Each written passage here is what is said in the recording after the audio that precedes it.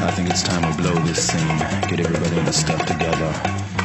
Okay, 3, 2, 1, let's jam.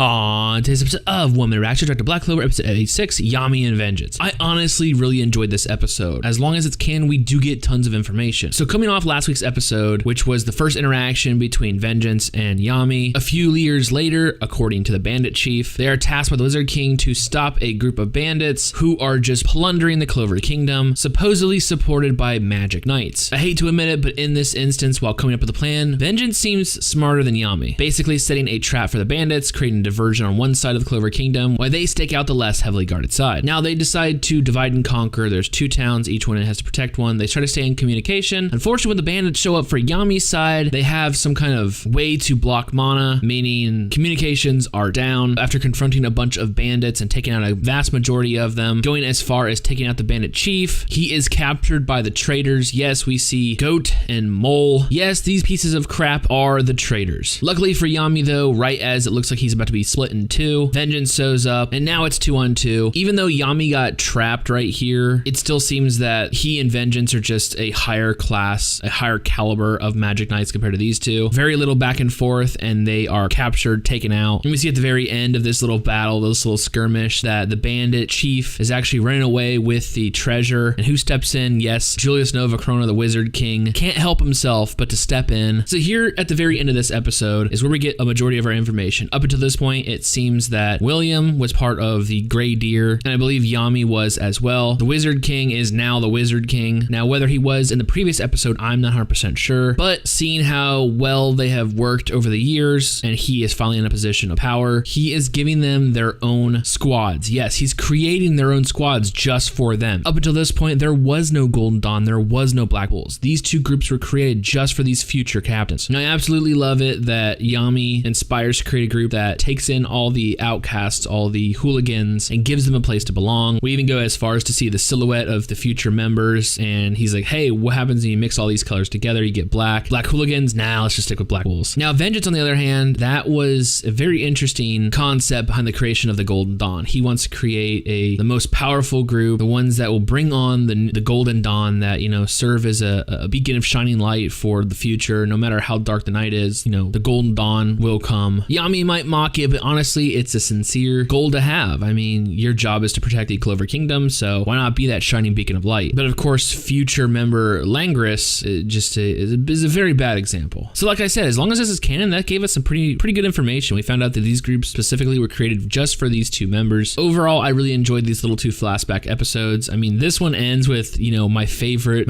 woman. She's not my favorite girl, she's my favorite woman, Marilonia Vermilion, showing up, breaking down the Black Bull doors. So it's like, I'm super excited to see what's going on in the next episode. We have the results of the Royal Knights selection exam. Super excited. With that being said, I cannot wait for future episodes.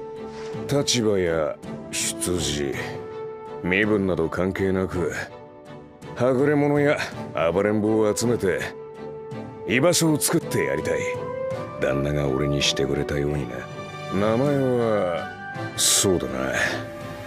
いろんなやつが混ざって、それぞれの色で濁って、全員の色が一つになって、黒色の暴れん坊、いや暴れ牛だな。よし、黒の防御団だ。